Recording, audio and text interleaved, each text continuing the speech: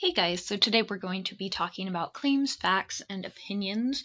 The purpose of this lecture is to kind of define these terms and to give some examples of them, so that we have an agreed upon definition of what these terms mean in our community and in our class.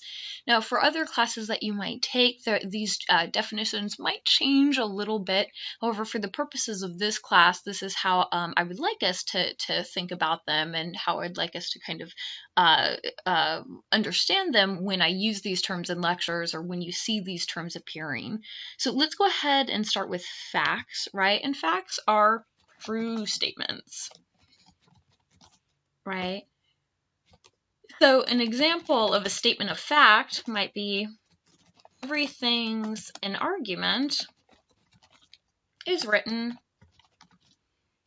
let me spell that correctly, argument is written by Andrea Lunsford. And I'll go ahead and italicize everything's an argument as it is a book. Okay, so everything's an argument is written by Andrea Lunsford. That's a statement of fact, right? We can prove that it is true. So moving on to opinions.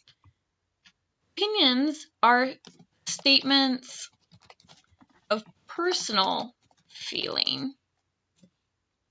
I like to think of it as what an individual thinks, feels, likes, or dislikes. Right, and I want to emphasize that idea of personal, right? Our opinions are what we think, right? What we feel, right? So when someone says, I just think, or I feel, they're expressing an opinion. So an example of an opinion is, I like the textbook.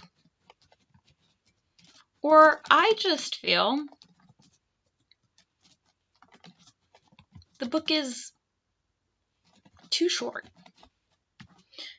So notice those words, I feel, I like, sometimes I think, they kind of give away the fact that that statement is an opinion statement.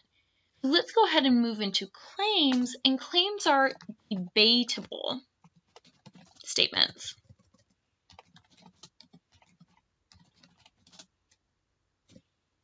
Right?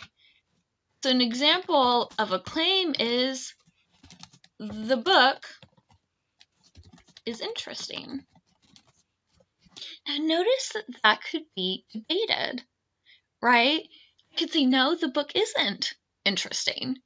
Unlike opinions where it's personal, I can't debate if someone says, oh, I like pizza. I can't say, no, you don't, right? It's their opinion. It is how they feel. But when we're talking about claims, we're talking about things that can be debated. For example, the book is interesting, or the article intrigues readers and makes them reconsider their views of writing. I could say, no, it didn't. That article was not intriguing, right? So when we're talking about claims, and when I say for the rhetorical analysis, you should have a debatable claim, right, as a thesis, this is what I'm talking about, rather than just an opinion where you're saying, well, I think this, or unlike a fact where you're expressing a statement that's true. When we're talking about argument, when we're talking about analysis as well, we're dealing in the realm of claims, right? Things that are debatable. And I want to show you a really quick thing. Notice how in the opinion, we could remove the I just feel, and we would then have a claim. The book is too short.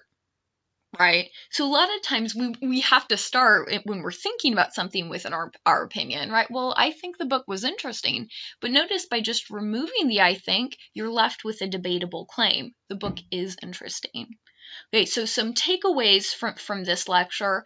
Facts are wonderful things. We use them to support our claims, and opinions we often engage in opinion writing, and we often engage in opinion statements when we're talking with folks.